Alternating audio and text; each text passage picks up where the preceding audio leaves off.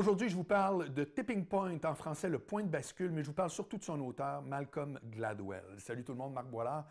Et Malcolm Gladwell est un auteur qui m'a blasté avec ce livre-là. J'ai lu tous ses livres. Entre autres, c'est celui, je trouve, qui était son premier, le point de bascule en français, je le répète.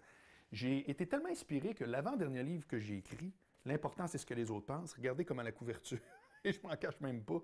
Je trouvais que le côté très sobre, directement focus sur l'idée, ça vient de lui, ça vient de ce livre-là.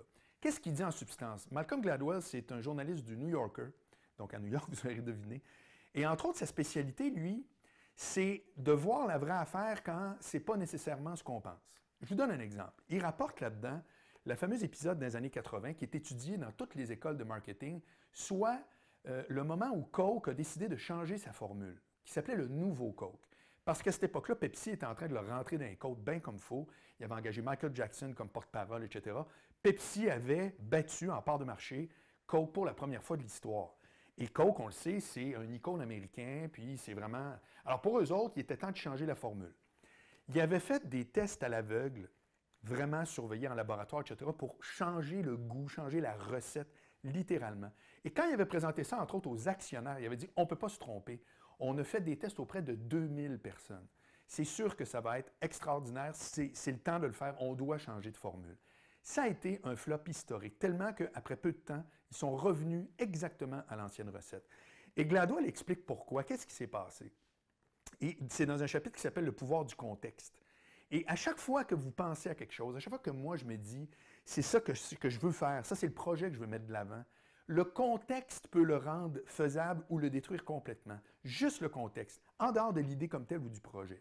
Exemple, eux autres, ce qu'ils ont fait, c'est des tests à l'aveuglette. Souvenez-vous, il y a même eu des publicités, il y en a qui l'ont vu, c'est sûr, où est-ce que tu voyais des gens les yeux bandés avec 2 tuyaux en carton, puis là, ils goûtaient, puis ils disaient « Ah, c'est lui le Pepsi. Ah non, finalement, c'est Coke. » Les deux compagnies ont joué là-dessus. C'était une guerre vraiment sanglante à ce moment-là. Et quand ils ont fait leur fameux test à l'aveuglette, c'était en laboratoire où est-ce que les gens disaient « je préfère celui-là, je préfère celui-là ». Puis vraiment, tu sais, où est-ce que tu ne pouvais pas identifier un produit par rapport à un autre, etc. Ils modifiaient la recette, ils recommençaient les tests à l'aveuglette et tout.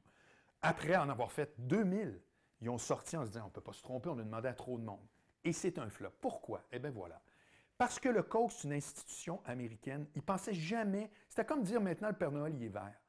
Ils ne pensaient jamais que les Américains eux-mêmes allaient faire « mais qu'est-ce que vous faites là de changer une formule? » C'est comme si vous disiez « on change de bras de la Statue de la Liberté », vous comprenez?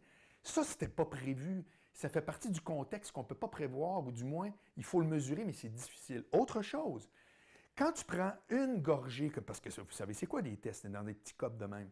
Quand tu prends une gorgée de Coke, ça goûte X, mais si tu en prends une canette au complet, ça ne goûte pas exactement la même chose à la fin qu'au début. Ça n'a pas été mesuré.